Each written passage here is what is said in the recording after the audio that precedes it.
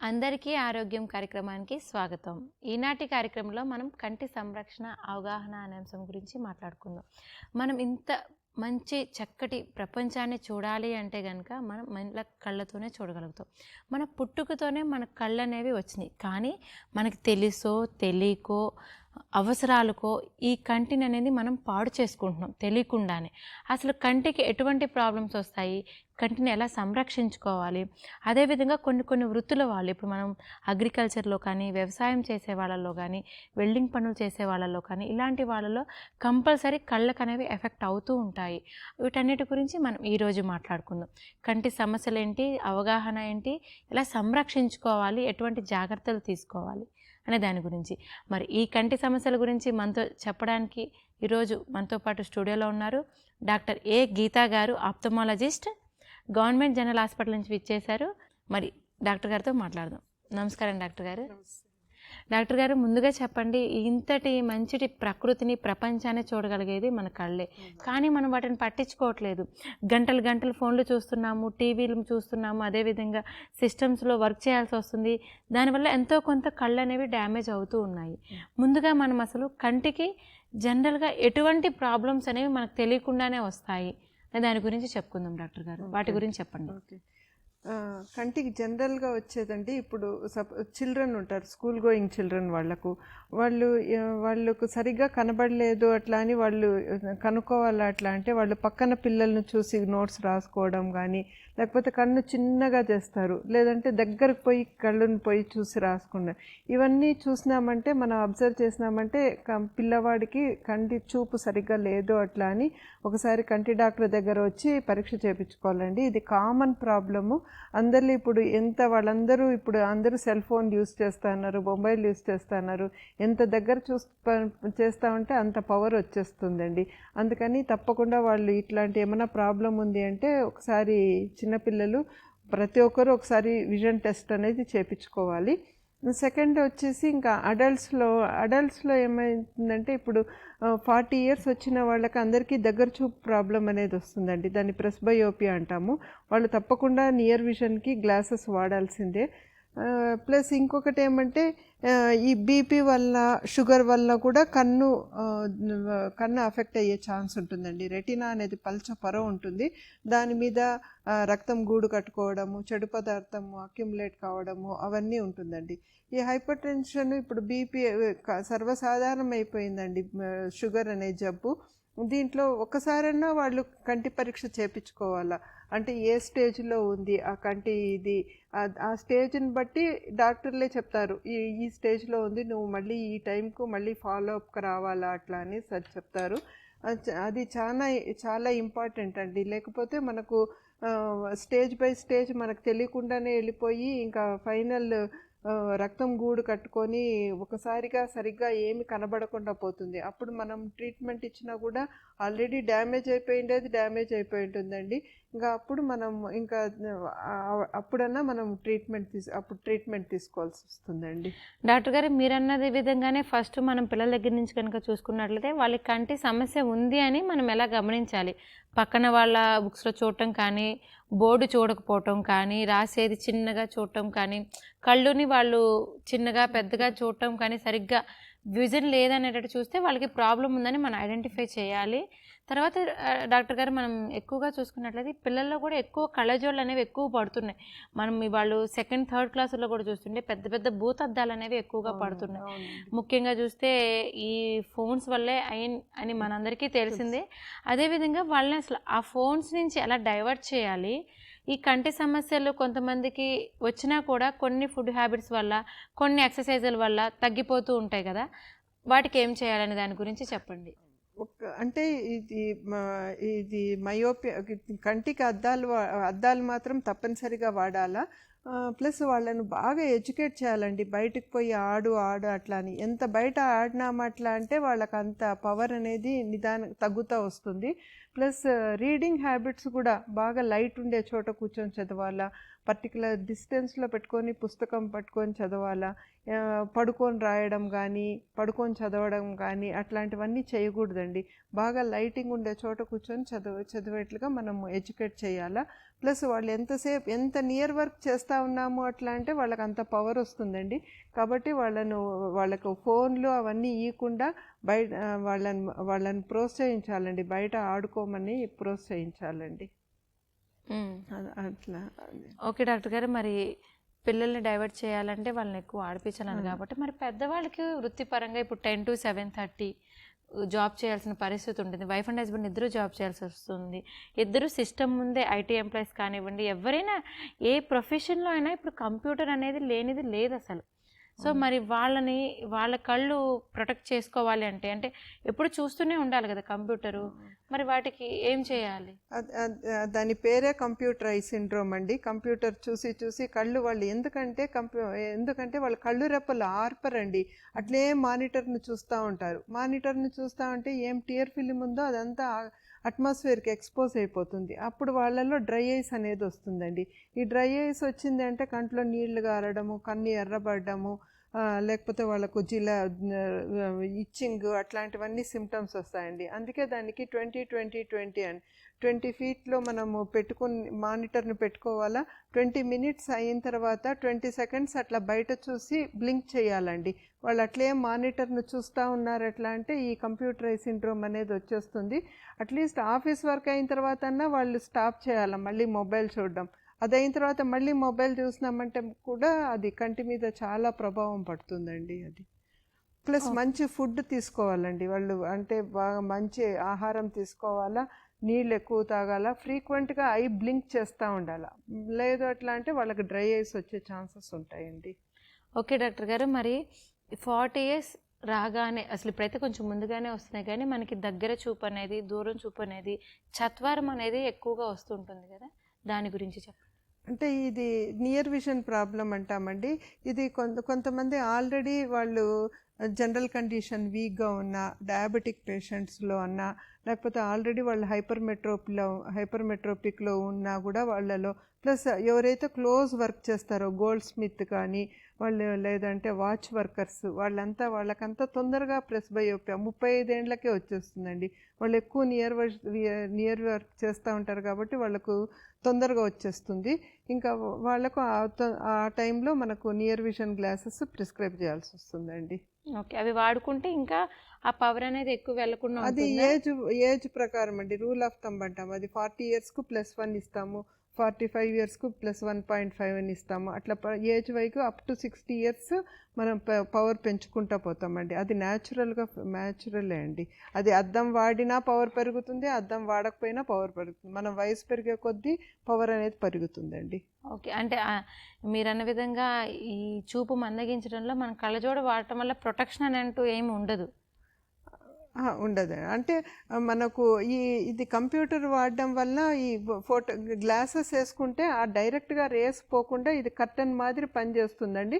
కొంచెం ఒక 1% మనకు బెనిఫిట్ ఉంటుందండి. ఈ డ్రై ఐస్ రాకుండా ఉండేదానికి కొంచెం బెనిఫిట్ ఉంటుందండి.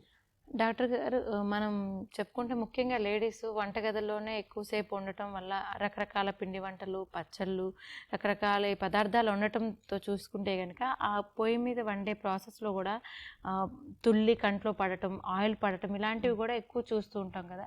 వాటిని ఎలా అవాయిడ్ చేయాలి? అసలు పడిన తర్వాత ఎలాంటి కాంప్లికేషన్స్ కూడా వస్తుంటాయి?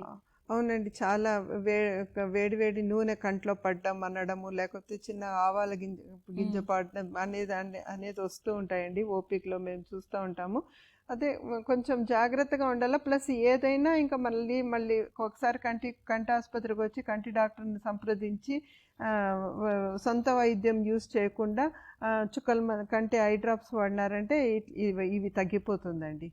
ఓకే, డాక్టర్ గారు, శుక్లాల గురించి చెప్పండి డాక్టర్ గారు. చాలామందికి శుక్లాల సమస్య ఎక్కువగా వస్తూ ఉంటుంది.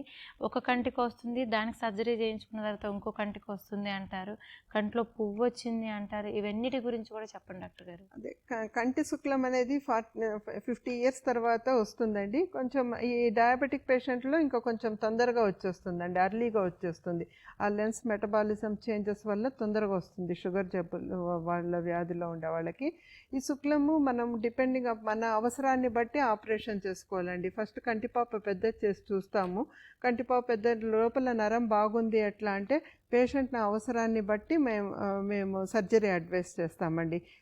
అవసరం ఉందా, నిజంగానే ఆపరేషన్ చేసుకుంటే బాగుంటుందా అనేది వాళ్ళ ప్రొఫెషన్ బట్టి కానీ వాళ్ళ దాని అవసరాన్ని బట్టి మేము అడ్వైస్ చేస్తామండి. డాక్టర్ గారు, అదేవిధంగా కంటికి సంబంధించి ఏమైనా ప్రాబ్లమ్స్ అనగానే ముందుగా అసలు వాళ్ళు స్నానం చేసేటప్పుడు కానివ్వండి, ఏదైనా చిన్నది రాగానే అంటే కంటిని అలా రబ్ చేసేస్తూ ఉంటాము. అది రబ్ చేసినంతసేపు బాగుంటుంది, మళ్ళీ ఆపిన తర్వాత మళ్ళీ అలానే దురదలా అనిపిస్తుంది, మళ్ళీ అలానే రబ్ చేస్తుండే వాళ్ళ కళ్ళంతా వాచిపోయి, అదేవిధంగా దానికి ఒక గడ్డలా కట్టేసి బ్లడ్ అంతా కూడా ఇదైపోయి రెడ్ కలర్లో మారుతూ ఉంటుంది. ఈ అలర్జీస్ అనేవి ఎందుకు వస్తుంటాయి డాక్టర్ గారు? అదే అండి, ఇప్పుడు కన్ను ఎప్పుడైనా దురద వచ్చినా కూడా అసలు కన్నుని రుద్దకూడదండి. ఆ రుద్దినామంటే విపరీతంగా ఒకసారి అట్లా రుద్దిన పర్వాలేదు, లేదంటే విపరీతంగా రుద్దడం వల్ల కార్నియా మీద లైట్గా పొర ఏమన్నా ఇదైపోయి కార్నియల్ అల్సర్ వచ్చే ఛాన్సెస్ కూడా ఉంటాయండి. ప్లస్ విపరీతంగా రుద్దడం వల్ల కార్నియల్ టెక్స్చర్ కూడా మారిపోయి thinning of the cornea, keratoconus అట్లాంటి ప్రాబ్లమ్స్ కూడా వస్తాయండి. అందుకే ఎంత ఉన్నా కూడా కంటిని రుద్దకుండా మనం చూసుకోవాలా. ఆ కంటికి ఏమన్నా నిజంగా అలర్జీ ఉంది అంటే యాంటీ అలర్జిక్ డ్రాప్స్ వాడినారంటే తప్పకుండా తగ్గిపోతుందండి. అసలు అలర్జీస్ ఎందుకు వస్తాయి డాక్టర్ గారు? అలర్జీ అది వాతావరణంలో ఉండదండి. పోలన్ గ్రెయిన్స్ అంటాము, పార్థీనియం మొక్కలు అవన్నీ ఉంటాయి. పార్థీనియం మొక్కల్లో పోలన్ గ్రెయిన్స్ వల్ల అది చాలా అలర్జీ వచ్చేస్తుంది. ఆ అలర్జీ వల్ల దానికి మనము అదే ఇక ఏం కాజ్ అనేది మనం చూసుకోవాలండి. దాన్ని బట్టి మనము దాన్ని అవాయిడ్ చేసినామంటే ఆ 90% అలర్జీ అనేది తగ్గిపోతుంది. ప్లస్ ఒకసారి అలర్జీ వస్తే అంత ఈజీగా తగ్గదండి. కొన్ని రోజులు డ్రాప్స్ వాడుతూ ఉండాలా. అట్లా అని స్టిరాయిడ్ డ్రాప్స్ ఎప్పుడు యూస్ చేయకూడదండి. కొంతమంది అలర్జీ తగ్గేదానికి స్టిరాయిడ్ డ్రాప్స్ వాడతారు. దానివల్ల వాళ్ళు బాగా డిపెండెంట్ అయిపోతారు. స్టిరాయిడ్ వేస్తే కానీ ఇది అలర్జీ తగ్గదు అట్లా అని ఇయర్స్ టుగెదర్ కొంతమంది, ఎస్పెషలీ నేను ఇంతకుముందు స్ప్రింగ్ కెటార్ అనే అలర్జిక్ కంజంక్టివైటిస్ చిన్న పిల్లల్లో వస్తుంది. వాళ్ళు స్టిరాయిడ్ డ్రాప్స్ ఇయర్స్ టుగెదర్ వాడినారంటే వాళ్లకు ఇక స్టిరాయిడ్ ఇండ్యూస్డ్ క్యాట్రాక్ట్ కానీ స్టిరాయిడ్ ఇండ్యూస్డ్ గ్లకోమా అనేది చాలా డేంజరస్ అవి వస్తుందండి. అందుకే ఊరికే మెడికల్ షాప్లో కూడా ఏదంటే డ్రాప్స్ వాడినారంటే వాళ్ళు ఇమ్మీడియట్ రిలీఫ్ కోసం స్టిరాయిడ్ డ్రాప్స్ ఇచ్చేస్తారు. స్టిరాయిడ్ డ్రాప్స్ మాత్రం అయినంత వరకు తగ్గించాలండి యూస్ చేసి. అవసరం ఉంటేనే వాడాలండి, లేకపోతే వాడకూడదండి. ఓకే డాక్టర్ గారు, ఈ వైరల్ ఇన్ఫెక్షన్స్లో కూడా చాలా రకాల కాంప్లికేషన్స్ అనేవి వస్తూ ఉంటున్నాయి కదా డాక్టర్ గారు. ఆ వైరల్ ఇన్ఫెక్షన్స్లో వచ్చే వాటి గురించి చెప్పండి. ఇప్పుడు వైరల్ ఇన్ఫెక్షన్లో మామూలుగా ఇది తొందరగా తగ్గిపోతుందండి. మినిమల్ ఇది ఉండేది కంజంక్టివైటిస్ అనేది తగ్గిపోతుంది. కానీ కొంతమందిలో ఏమవుతుందంటే ఈ అడినో వైరస్ వల్ల ఈ మెంబ్రెయిన్ అనేది ఒకటి మెంబ్రెయినస్ కంజంక్టివైటిస్ అని వస్తుంది. బ్యాక్టీరియా వల్ల వస్తుంది, వైరల్ వల్ల వస్తుంది. అదే 1 or 2 డేస్లో ఈ కంజంక్టివైటిస్ తగ్గిపోవాలా. ఒక 1 వీక్ కూడా తగ్గలేకుండా కంట్లో నీళ్లు కారడం, కళ్ళు ఎర్ర కావడము, కిందరప్పని ఇట్లా రాగితే ఒక వైట్ మెంబ్రెయిన్ మాదిరి పొర మాదిరి కంజంక్టివా ముందర వస్తుందండి. అవన్నీ వాళ్ళు చేత్తో తీయడం కానీ అట్లంతా చేసినారంటే కంట్లో నుండి బ్లీడింగ్ వచ్చి అక్కడ ఒక స్కార్ టిష్యూ మాదిరి ఫామ్ అవుతుంది. ఆ స్కార్ టిష్యూ మాదిరి ఫామ్ అయిపోయిన దానివల్ల ఒకదానికొకటి అడేషన్స్ ఫామ్ అయిపోయి సింబ్లెఫ్రాన్ అంటామండి. అట్లాంటివన్నీ వస్తాయండి. ఇవన్నీ కాంప్లికేషన్స్. కాబట్టి అవి ఏమన్నా ఉంది అంటే ఇమ్మీడియట్గా డాక్టర్ గారిని సంప్రదించి కొంచెం మంచి మందులు వాడినారంటే ఇవన్నీ తగ్గిపోతుందండి. అనవసరంగా దీని గురించి కంగారు పడాల్సిన అవసరం లేదండి. డాక్టర్ గారు, ముఖ్యంగా చెప్పాలి అంటే కనుక ప్రతి ఒక్కరూ సర్జరీ చేసిన తర్వాత, ఇప్పుడు శుక్లాలు కానీ దేనికైనా సర్జరీ చేసిన తర్వాత ఇమీడియట్గా వాళ్ళకి చిన్నప్పుడు కానీ ఉన్న స్పష్టమైన చూపే రావాలని ఎక్స్పెక్ట్ చేస్తుంటారు. సర్జరీ అయిన తర్వాత ఎమ్మటనే రాదు, ఒక 2 months 3 months, అంటే వాళ్ళకున్న దాన్ని బట్టి చేసిన సర్జరీని బట్టి 2 నెలలకో 3 నెలలకో అలా కొంచెం క్లారిటీ రావడానికి టైం పడుతుంది. కానీ మనం అంత ఓపికగా చూడలేక ఇంకా మాకు రాలేదు అని ఇబ్బంది పడుతూ ఉంటారు. ఇంకొక దాని గురించి చెప్పినట్టుగా ఆఫ్టర్ సర్జరీ ఎటువంటి జాగ్రత్తలు అనేవి తీసుకుంటే మళ్ళీ మనకి ముందు లాంటి చూపు వస్తుంది? అది సర్జరీ తర్వాత ఏదన్నా సర్జరీ అంటే సర్జరీనే అండి. కాబట్టి మనము వాళ్ళు డాక్టర్ చెప్పినట్లుగా కరెక్ట్గా మందులు వాడాలండి. అందరికీ పోస్ట్ ఆపరేటివ్గా స్టిరాయిడ్ ఐ డ్రాప్స్ అనేది యూస్ చేస్తాము, యాంటీబయాటిక్ ఐ డ్రాప్స్ కూడా వాడతాము. ఈ steroid eye drops 6 times a day అట్లా అని ఒక వారము, మళ్ళీ 5 times a day అని next week, 4 times a day అట్లా నిదానంగా తగ్గించుకుంటూ వస్తామండి. వీళ్ళు ప్లస్ ఇది అయిపోయింది కదా, ఆపరేషన్ అయిపోయింది కదా, బాగా కనబడుతుంది కదా అని కొంతమంది ఈ డ్రాప్స్ వాడడం ఆపేస్తారండి. ఒక 6 వారాలన్నా ఈ చెప్పినట్లు డాక్టర్లు చెప్పినట్లు 1 నెలన్నా కానీ లేకపోతే 6 వారాలు కానీ తప్పకుండా ఈ స్టిరాయిడ్ డ్రాప్స్ అనేది వాడాలండి. అది వాడినారంటే లోపల ఇన్ఫ్లమేషన్ ఏమన్నా ఉన్నా కూడా ఇన్ఫెక్షన్ తగ్గిపోతుందండి. ఒకవేళ తగ్గలేదు అట్లా అంటే ఇంకా వీళ్ళు డ్రాప్స్ సరిగ్గా వాడకుండా ఉంటే మళ్ళీ కన్ను ఎర్రగా అయిపోవడము అవన్నీ ప్రాబ్లమ్స్ వస్తాయండి. డాక్టర్ గారు ఇప్పుడు చెప్పండి, ఒకసారి సర్జరీ చేసిన తర్వాత అది సెట్ అవ్వలేదు మళ్ళీ చేయాలి అని అంటూ ఉంటారు ఎక్కువగా. ఒక్కోసారి ఆ ప్రాసెస్లోనే వాళ్ళకి వాటర్ కారటం, బ్లడ్ కూడా రావటం అనేది జరుగుతుంటుంది. ఎందుకని వాళ్ళకి సెట్ అవ్వకపోవటం అనేది ఉంటుంది, మళ్ళీ ఎందుకు చేయాల్సి వస్తుంది? 99% అట్లాంటి ప్రాబ్లం రాదండి. అప్పుడు సర్జరీ చేసేటప్పుడు ఏమన్నా ప్రాబ్లం వచ్చింది ఎట్లా అంటే అప్పుడు నిజంగా అవసరమైతేనే అవసరమైతేనే మళ్ళీ చేస్తామండి. లేకపోతే 99% పర్ఫెక్ట్గా నార్మల్గా ఉంటుంది. ఒక్కొక్కసారి కొంచెం వాళ్ళకి ఏమన్నా ఇబ్బందిగా కొంచెం కార్టికల్ మ్యాటర్ లెఫ్ట్ ఓవర్ అట్లా అంటాం, అట్లాంటివి ఏమన్నా నిజంగా అవసరమైతే మళ్ళీ తీసుకుపోయి చేస్తాం. అంతేగాని అంతా కంప్లీట్గా కొంచెం ఒక్కొక్కసారి ఐవైల్ సరిగ్గా కూర్చోలేదండి అట్లా అని అది 99% జరగదండి. ఎవరో వెరీ రేర్గా జరుగుతుంది అంతే అండి అది. ఓకే డాక్టర్ గారు, ఇప్పుడు మనం ప్రొఫెషనల్ వైజ్గా వెళ్తే కనుక మనం వ్యవసాయం చేసేవాళ్ళు ఎక్కువగా ఈ పొలాల్లో మందులు పిచికారీ చేసేటప్పటికి, మందులు అంటేనే మనం అవి ఒక పురుగు చనిపోవటానికి మనం యూజ్ చేస్తున్నాం. ఆ మందులు యూజ్ చేసి పిచికారీలు చేసిన తర్వాత అదే చేతులతో కళ్ళను పట్టుకోవటం, ముక్కులో పెట్టుకోవటం, వాళ్ళకి తెలియకుండానే చేయటం వల్ల వాళ్ళకి చాలా రకాల ఇన్ఫెక్షన్స్, ప్రాబ్లమ్స్ వస్తుంటాయి. కానీ వాళ్ళు వచ్చి చూపించుకోవడం అనేది చాలా తక్కువ, తెలీదు, భయపడతారు. హాస్పిటల్కి రావాలంటేనే భయపడతారు. కంటి సమస్యలు అంటే కూడా ఎక్కువగా భయపడుతూ ఉంటారు. కాబట్టి అసలు వాళ్ళు వ్యవసాయం చేసే వాళ్ళకి, పొలాల్లో పనిచేసే వాళ్ళ కూలీలు కానీ వీళ్ళకి కూడా కంటి సంరక్షించుకోవడానికి ఏం చేయాలి? ఇది చాలా మంచి ప్రశ్న అండి. ఎందుకంటే ఇది అవి మనకు ఏం మెటీరియల్ యూస్ చేస్తున్నారు, ఏం మందు వాడుతున్నారో అసలు మనకు తెలీదు. తప్పకుండా ప్రొటెక్టివ్ గ్లాసెస్ అనేది వాడాలండి. లేదంటే అకస్మాత్ యాక్సిడెంటల్గా కంట్లోపల పడిపోతే అది ఒకవేళ యాసిడ్ బర్న్, ఆల్కలీ బర్న్స్ అంటామండి. ఆల్కలీ బర్న్స్ అనేది చాలా డేంజరస్. అది లోపల అట్లే ఇదైపోయి నల్లగుడ్డంతా తెల్లగా అయిపోతుందండి. అట్లా ఏమన్నా ఇమ్మీడియట్గా పడితే ఇమ్మీడియట్గా వాళ్ళు ఐ వాష్ చేసుకోవాలండి. విపరీతంగా ఒక బాటిల్ ఆఫ్ బిస్లరీ వాటర్ అన్నా తీసుకొని ఐ వాష్ చేసుకుంటే ఏమైతే మెటీరియల్ కంట్లో ఉందో అది అట్లీస్ట్ ఇమ్మీడియట్గా బయటకు వచ్చేస్తుంది. లేదట్లా అంటే వాళ్ళు ఇమ్మీడియట్గా అన్నా హాస్పిటల్కి వచ్చి చూపించుకోవాలండి. ఎందుకంటే ఇది ఇమ్మీడియట్గా ఎమర్జెన్సీ ట్రీట్మెంట్. ఇది కొంచెం డిలే అయిపోయినారట్లా అంటే మళ్ళీ ఏం చేసేదానికి వీలు కాదు. అట్లీస్ట్ ఏదైనా పడింది అంటే మాత్రం కళ్ళు వాష్ చేసుకుంటే అట్లీస్ట్ ఆ మెటీరియల్ అన్నా వెళ్ళిపోతుందండి. ఈ మందులు యాసిడే కాకుండా డాక్టర్ గారు, మరి వడ్లు వేసేటప్పుడు, మొక్కజొన్న కంకులప్పుడు చాలా మైనర్గా అవి ఏమంటారు సూదుల్లాగా ఉంటాయి, అవి కూడా పొడుచుకుంటూ ఉంటాయి. వాళ్ళు ఇబ్బంది పడుతుంటారు. వాటికి ఏం చేయాలి? అవును, దీనివల్ల అగ్రికల్చర్ ఇంజరీస్ వల్ల అంతా మెయిన్గా ఫంగల్ ఇన్ఫెక్షన్స్ వస్తుందండి. ఫంగల్ కార్నియల్ అల్సర్ అంటాము.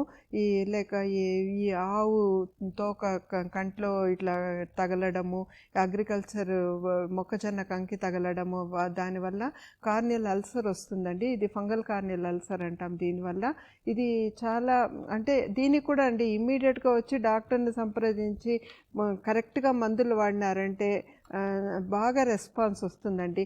అట్లా అని ఏదంటే అది వాడినారంటే మాత్రం దీనికి మళ్ళీ ఒక లేయర్ బై లేయర్ ఇన్వాల్వ్ అయిపోయి చూపు మందగించే అవకాశం వస్తుందండి.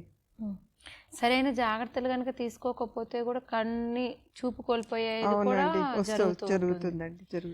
అదేవిధంగా డాక్టర్ గారు, ఇప్పుడు మనం వెల్డింగ్ పనులు చేసేవాళ్ళు, టైల్స్ కట్ చేసేవాళ్ళు, వీళ్ళందరూ యాక్చువల్గా గ్లాసెస్ అనేవి ప్రొటెక్ట్ చేసి పెట్టుకోవాలి. కానీ పెట్టుకోకుండా ఒక్కొక్కసారి యాక్సిడెంటల్గా కూడా పడదులే చిన్నదే కదా అని ఆ టైల్స్ కట్ చేసేవాళ్ళు, ఈ వెల్డింగ్ పనులు చేసేవాళ్ళకు కూడా మనకి కంట్లో అలా వెళ్ళిపోవడం వల్ల ఆ స్లైడ్గా కట్ అయిపోయి రక్తం అనేది వస్తున్నది ఎక్కువ చూస్తుంటాం వీళ్ళకి. అవునండి, ఆ వెల్డింగ్ వాళ్ళల్లో తప్పకుండా గ్లాసెస్ పెట్టుకోవాలండి. దాన్ని ఫోటోకెరటైటిస్ అంటాము.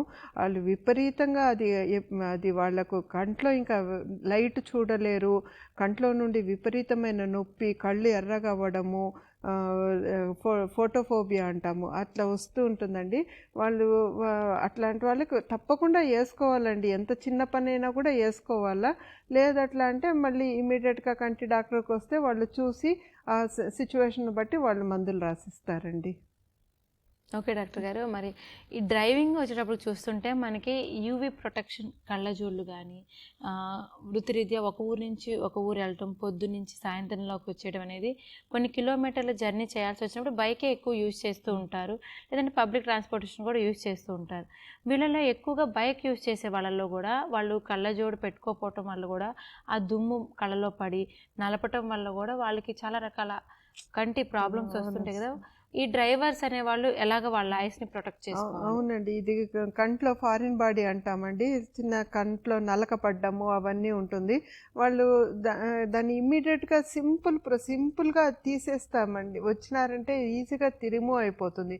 వాళ్ళు అట్లే తీయకుండా నాలుగుతో తీయడం కానీ, గొట్టంతో ఊదడం కానీ అట్లాంటివన్నీ చేసినారంట్లా అంటే అది మళ్ళీ కార్నియా అంతా దెబ్బతిని కార్నియల్ అల్సర్ రావడము అట్లాంటివన్నీ జరుగుతుందండి. అది సింపుల్గా పోతుందండి. కార్నియల్ ఫారిన్ బాడీ ఉంది అట్లా అంటే తీసేస్తే, స్లిట్ ల్యాంప్లో తీసేస్తే ఈజీగా వస్తుంది. ఒకరోజు ప్యాడ్ అండ్ బ్యాండేజ్ వాడినారంటే ఇమ్మీడియట్గా తగ్గిపోతుందండి, నార్మల్ అయిపోతుందండి. డ్రైవర్స్ ఎలాంటి ప్రొటెక్షన్ తీసుకోవాలి? సన్ గ్లాసెస్ యూజ్ చేయాలా? ఏం మనకి ఒక్కొక్కసారి రోడ్డు మీద పురుగులు పడుతుంటాయండి. గ్లాసెస్ వేసుకుంటే, ప్రొటెక్టివ్ గ్లాసెస్ వేసుకుంటే ఐకి ప్రొటెక్షన్ ఉంటుంది. నైట్ విజన్ గ్లాసెస్ కానీ ఏవైనా యూజ్ చేయొచ్చు. డాక్టర్ గారు, ఇంకోటి చెప్పండి, కంట్లో మీరు అన్నట్టుగా పురుగులు పడినప్పుడు ఏం చేస్తారంటే ఇంకొకళ్ళు వచ్చి కంటిలో కాటన్ క్లాత్తో కానీ బర్డ్స్తో క్లీన్ చేయాలని చూసి అది ఒక్కడ డ్యామేజ్ అయ్యి కాంప్లికేటెడ్ కూడా అవుతూ ఉంటుంది కదా. ఇప్పుడు నలక పడినప్పుడు ఇమీడియట్గా ఏం చేయాలి? ఇమీడియట్గా ఏదైనా మంచి వాటర్తో క్లీన్ చేసుకుంటే అది వచ్చేస్తుందండి. ఒక్కొక్కసారి అది రాదండి, కార్నియా మీద ఉంది అట్లా అంటే మాత్రము అప్పుడు తప్పకుండా డాక్టర్ దగ్గరకు వస్తేనే వాళ్ళు ఈజీగా తీసేస్తారండి. వీళ్ళు ఏదంటే అది అన్హైజీనిక్ కండిషన్ క్లాత్స్ అవన్నీ యూజ్ చేసిన దానివల్ల అనవసరంగా డ్యామేజ్ అవుతుందండి. కార్నియా అనేది అనవసరంగా డ్యామేజ్ అయ్యి అల్సర్ ఫామ్ అవ్వడము అట్లాంటివన్నీ అవుతుందండి. ఓకే డాక్టర్ గారు, చివరిగా ఈ ఐలిడ్ ఇన్ఫెక్షన్స్ అంటే ఏంటి డాక్టర్ గారు? ఐలిడ్ ఇన్ఫెక్షన్స్ అంటే ఇవి ఒక 3 టైప్స్ ఉంటాయండి. అది దాన్ని హార్డియోలం ఇంటర్నమ్, హార్డియోలం ఎక్స్టర్నమ్ అట్లా అంటాము. అంటే స్టై అంటాము, బయట వచ్చే ఇన్ఫెక్షన్ని స్టై అంటాము. ఇది మెయిన్గా చిన్నపిల్లలు ఎందుకు వస్తుందంటే రిఫ్రాక్టివ్ ఎర్రర్, కళ్ళు సరిగా కనబడకుండా ఊరికే వాళ్ళు కళ్ళు రుద్దుతూ ఉంటే అక్కడ చిన్న గ్లాండ్స్ అన్నీ ఇన్ఫెక్ట్ అయ్యి అది వస్తుందండి. సెకండ్ వన్ వచ్చేసి పెద్దవాళ్ళలో ఎందుకు వస్తుంది అంటే డయాబెటిక్ వాళ్ళలో మెయిన్గా డయాబెటిక్ వాళ్ళలో ఈ పెద్దవాళ్ళలో వస్తుంది.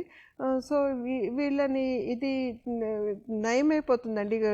సిస్టమిక్ యాంటీబయాటిక్ కానీ యాంటీ ఇన్ఫ్లమేటరీ ట్రీట్మెంట్ తీసుకున్నామంటే అది 99% తగ్గిపోతుంది. కొంతమంది మందులు సరిగ్గా వాడరండి. ఆ హార్డియోలం ఇంటర్నం అనేది సింపుల్ ఉంది, అది బాగా గట్టిగా అయిపోతుంది, బఠానీ గింజ మాదిరి అయిపోతుంది. దాన్ని కెలేజీ అని అంటాము. అది ఇంకా తగ్గదండి, దానికి చిన్న సర్జరీ చేస్తే మనం తీయాల్సి వస్తుంది. ఇంకా కొంతమంది వాళ్ళల్లో డాండ్రఫ్ ఉంటుందండి, విపరీతంగా డాండ్రఫ్ ఉండి దాన్ని కంటి రెప్పల మీద అంతా అది డిపాజిట్ అవుతుంది. దాన్ని బ్లిఫరైటిస్ అంటామండి. అది ఆ డాండ్రఫ్కు ట్రీట్మెంట్ తీసుకుంటేనే ఈ బ్లిఫరైటిస్కు ట్రీట్మెంట్ ఇవ్వాలా, కానీ మెయిన్ కాజ్ డాండ్రఫ్ కాబట్టి డాండ్రఫ్ కూడా ట్రీట్మెంట్ ఇవ్వాల్సి వస్తుందండి. ఓకే డాక్టర్ గారు పాతకాలంలో లాగా 60 ఏళ్ళు వచ్చినా కూడా కళ్ళజోళ్ళు పెట్టకుండా మంచిగా కంటి చూపు మంచిగా ఉండేటట్టు ఉండాలి అంటే ఏం చేయాలి అనే దాని గురించి మా ప్రేక్షకులకు మీరు చెప్పండి డాక్టర్ గారు. అంటే చిన్నపిల్లల్లో అయితే మంచి బలమైన ఆహారం తీసుకోవాలండి. క్యారెట్, కోడిగుడ్డు, మిల్క్, ఫిష్, అట్లా ఏదేదైతే వైటమిన్ ఏ రిచ్ కంటెంట్ ఉందో అది తప్పకుండా ఎంత మంచి బలమైన ఆహారం తీసుకుంటే వాళ్ళకి అంత కంటి చూపు బాగొస్తుంది. అయినంత వరకు మొబైల్స్ అవన్నీ అవాయిడ్ చేయాలా. ఇంకా అడల్ట్స్లో వస్తే ఈ సిగరెట్ స్మోకింగు, ఆల్కహాల్ అవన్నీ చేసుకోకూడదు. ఇమ్మీడియట్గా ఏం ఎఫెక్ట్ ఉండదు, కానీ అది ఫ్యూచర్లో అది కూడా నరం మీద ప్రెషరు, టాక్సిక్ యాంబ్లియోపియా అంటాం, నరం మీద ప్రెషర్ పడుతుంది. సో అట్లాంటివన్నీ చెడు అలవాట్లు లేకుండా ఉన్నారు అట్లా అంటే అందరికీ మంచిగా కంటి చూపు వస్తుందండి, ఉంటుంది చూపు అనేది. డాక్టర్ గారు కంటి చూపు ఎటువంటి సమస్యలు వస్తాయి, కంటి చూపు మెరుగవడానికి జాగ్రత్త పడడానికి ప్రతి ప్రొఫెషన్ వైజ్గా ప్రతి ఏజ్ వైజ్గా చక్కగా చెప్పారు డాక్టర్ గారు. ధన్యవాదాలు. Thank you so much. Thank you అండి. చూసారు కదండి, డాక్టర్ గీతా గారు ఆప్థమాలజిస్ట్ కంటి సమస్యల గురించి వాటి సంరక్షణ గురించి ఎంతో చక్కగా తెలియజేశారు కదా. మరి ఈ కార్యక్రమం ఎంతటితో సమాప్తం. నమస్కారం. నమస్తే.